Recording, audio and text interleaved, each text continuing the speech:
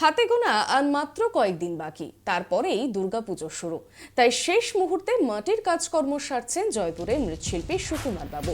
একদিকে চলছে বিশ্বকর্মার বিসর্জন, অপরদিকে চলছে শিল্পীদের হাতে শেষ মুহূর্তের দুর্গা প্রতিমার মাটি প্রলেপের কাজ। গত বছর ঝড় বৃষ্টির কারণে মৃৎশিল্পীদের চোখের ঘুম ছুটে গিয়েছিল ও বেশ কয়েকটি ব্লকে বৃষ্টির সাথে ঝোড়ো হাওয়ার তাণ্ডবে পুজোর কয়েকদিন আগেই প্যান্ডেলের ছাউনিও ভেঙে গিয়েছে, যা শিল্পীদের মাথায় হাত করার মতো। তাই এবার চলতি বছর দিনরাত এক করে চলছে শেষ মুহূর্তের কাজ।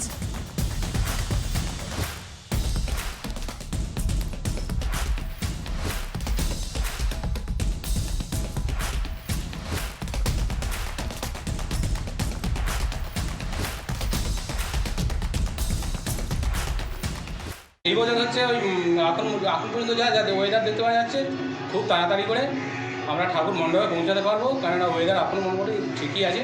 গত বছর যে গেছে মাটি শুকায়নি, ওর জন্য আমাদের ভোগান্তি বেশি হয়েছে, কেননা ওয়েদারের জন্যে ঠাকুরকেও ডেলিভারি দিতে খুবই কষ্ট হয়েছে। মোটামুটি আর পাঁচ দিন লাগবে। ফুটবল খেলাকে কেন্দ্র করে রণক্ষেত্র শান্তিপুর শহরের 1 নম্বর ওয়ার্ড, একই পাড়ার দুপক্ষের 7 জন আহত। অভিযোগ পাল্টা অভিযোগে চাঞ্চল্য গোটা এলাকা।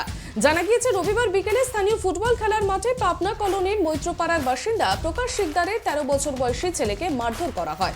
তাকে চিকিৎসা কেন্দ্রে নিয়ে আসা হলে বাড়িতে থাকা বৃদ্ধ বাবাকেও মারধর করে ওই পাড়ারই বাসিন্দা সুমন সরকার, প্রতিবেশী পূর্ণিমা প্রামাণিক ও আরও 2 ব্যক্তি।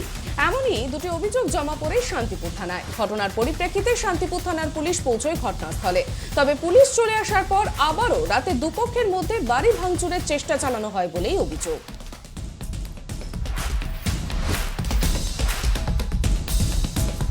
আমার ছেলে মাঠে খেলা করতে কি হয়েছে, এটা মদ খেয়ে এসছে। মদ খেয়ে আসার পরে ও খেলবে, ওকে খেলতে নেবে না, তারপর জোর করে খেলছে। খেলার পরে মদ খেয়ে আছে, তোর গায়ে বল নেই, ওরা যে কোনো করে আমার ছেলে গোলটা দিয়েছে। গোলটা দেওয়ার পরে এলো অপরাধ, কোনো কথা যাই লাথি মারে পড়ে লাথি কিল ঘুষি। মদ খেয়ে আছে এখন খেলবে ওর সাথে, ছোটো ছোটো বাচ্চা, ও নেবে না, তো ওকে নিয়ে খেলা। আপনি যে আপনার ছেলেকে মারধর করেছে থানায় জানিয়েছিলেন? থানায় এসে জিডি করে গেছি। জিডি করে যখন গেছি তার সময় বাবাকে দোকানে বসিয়ে রেখে আসছি। আসার পরে আমি জিডি করতে এসেছি, হয়তো বলে গেছে জিডি করতে গেছে, যেদিকে আমার বাবাকে মেরেছে। আমার বাবাকে পরে আমি বাবাকে নিয়ে হাসপাতালে এসেছি, এবার আমার ভাই কেন বাবাকে বেরোতে দেবে না। আসছি আবহাওয়ার খবরে।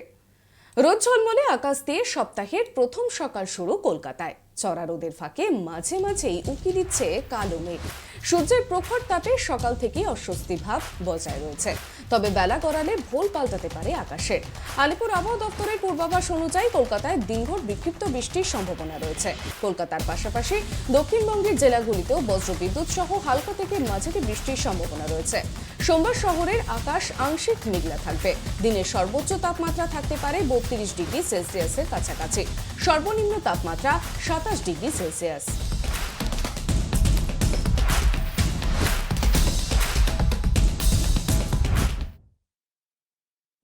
আসছে খেলার খবরে। ডুরান্ড কাপ ফাইনালের হাড্ডাহাড্ডি লড়াই দেখতে পেলেন ফুটবল প্রেমীরা। ফাইনাল ম্যাচের প্রথমার্ধে একে অপরকে টেক্কা দিয়ে খেলেছে দুই দল। শেষ পর্যন্ত 2-1 গোলেই ম্যাচের ফয়সালা হলো। মুম্বাইকে হারিয়ে ডুরান্ড কাপ জিতে নিল বেঙ্গালুরু এফসি।